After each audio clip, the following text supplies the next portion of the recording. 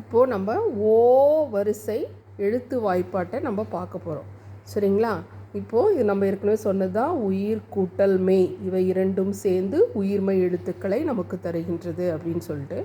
இப்போ இந்த ஓ அப்படிங்கிற எழுத்து இந்த இக்கு இங்கிச்சோடு சேர்ந்து நம்மளுக்கு எப்படி இந்த எழுத்துக்கள் வருது அப்படிங்கிறத நம்ம பார்க்க போகிறோம்.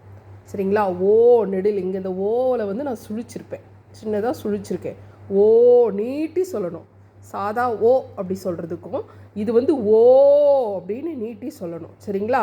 இப்போது ஓ கூட்டல் இக் கோ, ஓ கூட்டல் இங் ngோ, ஓ கூட்டல் இச் சோ, ஓ கூட்டல் இஞ்ச் ஞோ, ஓ கூட்டல் இட் டோ, ஓ கூட்டல் இன் நோ,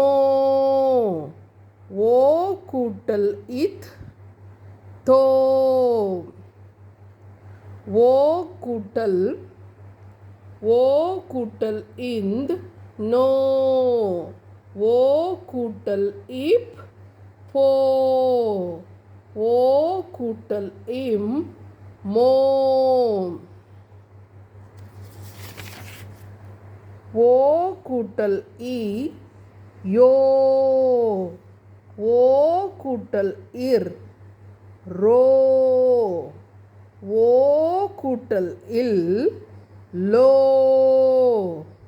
ஓ கூட்டல் இவ் ஓ,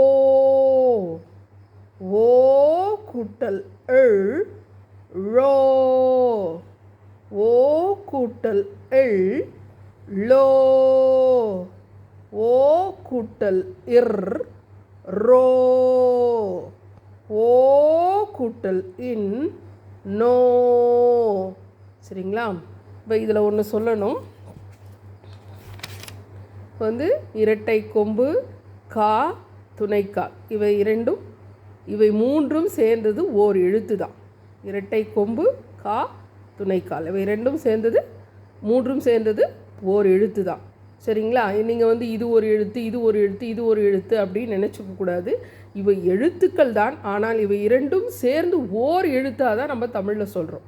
சரிங்களா? இது வந்து ஓர் எழுத்து அப்படின்னு தான் நம்ம சொல்லணும். ஓ கூட்டல் இக் கோ இந்த மாதிரி எல்லாமே ஓர் எழுத்து தான்.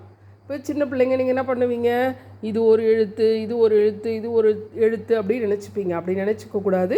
இவை மூன்றும் சேர்ந்து ஓர் எழுத்து அப்படிங்கிறத நீங்கள் தெரிஞ்சுக்கணும்.